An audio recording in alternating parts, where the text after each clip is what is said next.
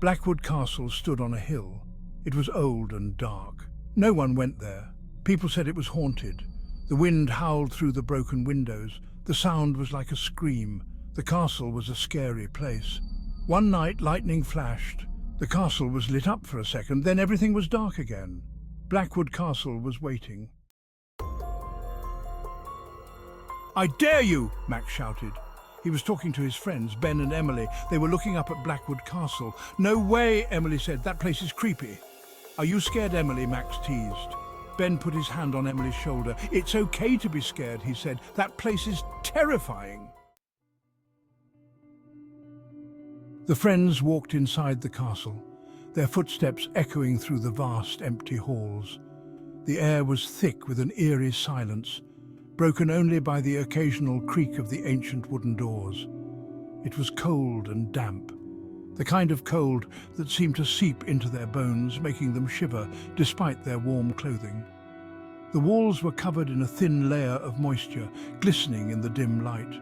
Cobwebs hung from the ceiling, swaying gently as if moved by an unseen hand. The intricate webs seemed to tell stories of the castle's long-forgotten past, each strand a testament to the passage of time. "Do you hear that?" Ben whispered, his voice barely audible over the sound of their own breathing. His eyes darted around nervously, searching the shadows for the source of the noise. There was a scratching sound, faint but persistent, like nails scraping against stone. It sent chills down their spines, making the hairs on the back of their necks stand on end. It was coming from the floor above, a place they had yet to explore.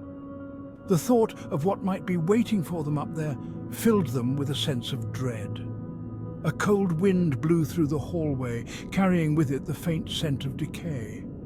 It whispered through the cracks in the stone, as if trying to communicate some ancient secret.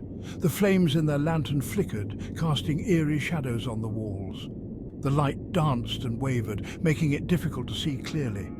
For a moment, everything was dark. The lantern's flame had gone out, plunging them into complete blackness. They could hear each other's rapid breathing, the sound of their hearts pounding in their chests. Then the flames came back to life, casting a warm glow once more. But something was different. The air felt heavier, and the sense of being watched was almost palpable. There were shadows on the walls, shadows that moved, shifting and changing shape as if they had a life of their own. The friends exchanged worried glances, knowing that they were not alone in the castle. "Let's get out of here," Emily said. Her voice was trembling. Suddenly, there was a blood-curdling scream. It came from the end of the hallway. The friends froze in fear. They stared into the darkness.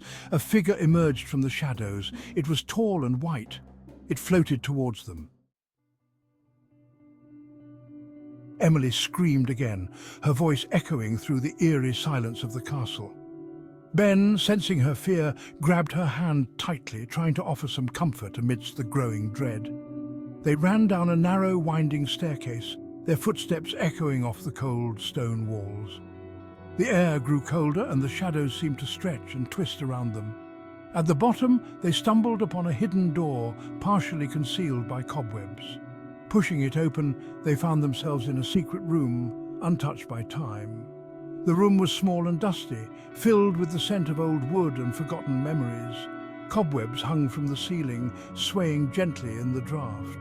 In the center of the room, there was a single candle burning on a table, its flickering flame casting long, dancing shadows on the walls. On the wall, there was a portrait of a beautiful woman, her eyes filled with a mysterious sadness. She was wearing a long white dress, intricately detailed with lace and pearls, as if she were waiting for someone. Her eyes seemed to follow them around the room, watching their every move, as if she held the secrets of the castle within her gaze. Max found a loose stone in the wall. He pushed it, feeling the cold, rough texture of the ancient stone under his fingers. His heart raced with anticipation. A section of the wall moved, grinding slowly as if it hadn't been disturbed in centuries. Dust and small pebbles fell to the ground. It revealed a secret passage. "This way!" Max shouted, his voice echoing in the narrow space. The passage was dark and foreboding, but there was no turning back now. They crawled through the passage, their breaths quick and shallow.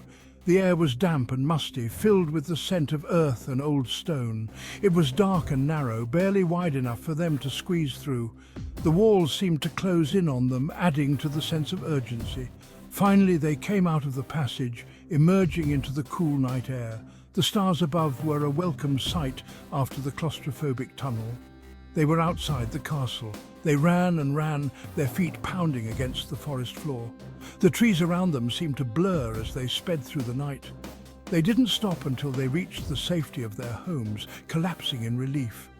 Their hearts still pounded, but they were safe at last. The next day, they went back to the castle, curiosity driving them despite the previous night's terror. They had to know more about the secret passage. They wanted to find the secret room again, to uncover its mysteries. They searched every corner, every crevice, hoping to find another clue.